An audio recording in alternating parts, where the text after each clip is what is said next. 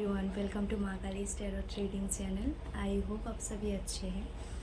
आज का जो मैं रीडिंग लेके आई हूँ माँ की तरफ से, वो बेसिकली कुछ न्यू बिगनिंग होने वाली है, कुछ ओल्ड एनर्जी को रिलीज़ करने वाली होगी ये मैसेज, ठीक है ना। ये टाइमलेस मैसेज होगा। जब भी इस मैसेज को आपकी ज़रूरत होगी वो आपको मिल जाएगी, जब भी, उसका कोई टाइम नहीं होगा, ठीक है। तो देखते हैं माँ की तरफ से आपके लिए क्या मैसेज है। उससे पहले हम माँ से कनेक्ट करेंगे, 2-3 गहरी लंबी धीमी सांस लेंगे, देन हम माँ से कनेक्ट करेंगे। देन हम देखेंगे माँ की तरफ से आपके लिए क्या क्या मैसेजेस आते हैं, ठीक है। Okay,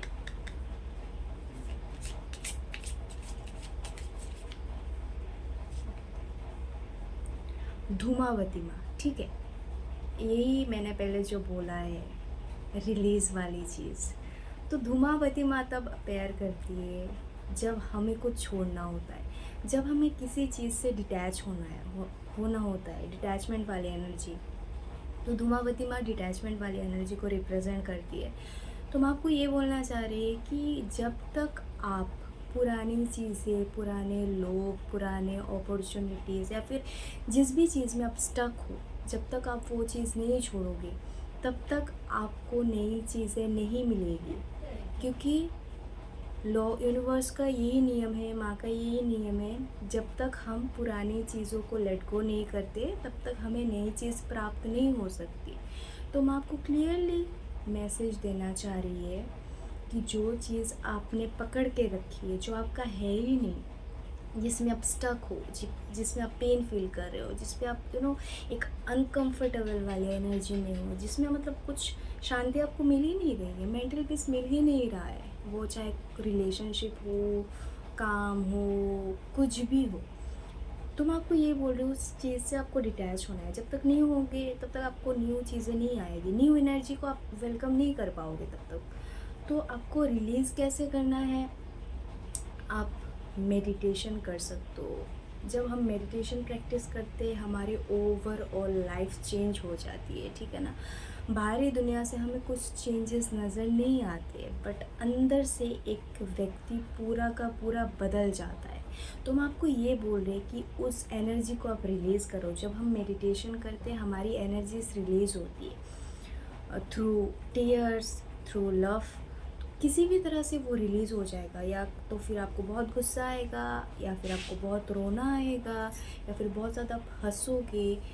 any kind of emotion आपके ट्रिगर हो सकते हैं, ठीक है ना। तो मैं आपको बोल रही हूँ उसको आपको रिलीज़ करो, देन तभी आपके लाइफ में नई चीज़ें आएगी, ठीक है ना। देखते हैं नेक्स्ट क्या मैसेज है।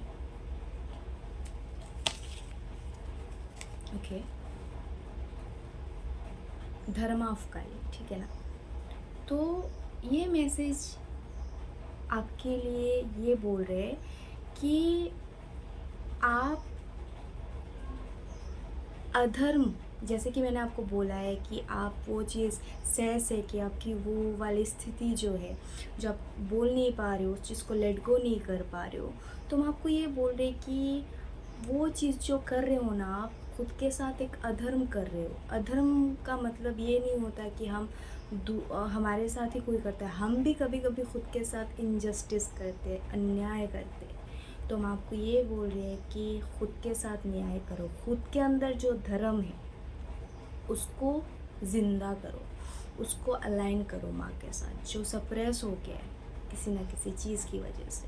तो मैं आपको ये स्पष्ट तरीके से मैसेज देना चाह रही है कि पहले तो आपकी ओल्ड एनर्जीज़ को रिलीज़ करो, देन आपके अंदर की जो धर्मा है उसको जीवित रखो, ज़िंदा दिल रखो, खुद को मत कोसो, खुद को मत मारो किसी भी चीज़ के लिए। क्यों, माँ हमेशा आपके साथ है, माँ हमेशा हमारी अच्छा चाहते हैं। कभी एक माँ अपनी बच्ची की बुरा नहीं चाहेगी, ठीक है ना। तो माँ आपको हर एक चीज़ से प्रोटेक्ट कर रही है, बस आपको एक्शन लेना है, कर्म आपको करना पड़ेगा, क्योंकि कर्म हम ही करते हैं, ठीक है ना। हमारे कर्म कोई और आके नहीं करेगा, क्योंकि हम इस दुनिया में आए ही कर्म करने के लिए। तो मैं आपको बोल रहे हैं पहले खुद के ओल्ड सेल्फ को रिलीज़ करो थ्रू मेडिटेशन, थ्रू जर्नलिंग, और भी सोमेटिक एक्सरसाइजेस होती है। आप अपनी बॉडी को मूव करो, जैसे आप बॉडी को मूव करोगे तब हम जब फिज़िकल मूवमेंट करते हैं तब हमारी एनर्जीज रिलीज़ होती है, ठीक है ना। तो मैं आपको बोल रही हूँ पहले खुद की एनर्जीज़ को रिलीज़ करो, लेट गो करो वो सारी चीज़ें जो आपसे रेजोनेट नहीं करती। देन आपके अंदर की जो धर्म है, अंदर हमारी जो माँ का स्थिति है, जो माँ हमारे अंदर विराजमान है, हमेशा रहती है माँ हमारे अंदर। माँ को हम नहीं, माँ हमें कोई बाहर नहीं मिलेगी कभी, हम कुछ भी कर ले माँ को कभी प्राप्त नहीं कर सकते, माँ हमारे अंदर रहती है।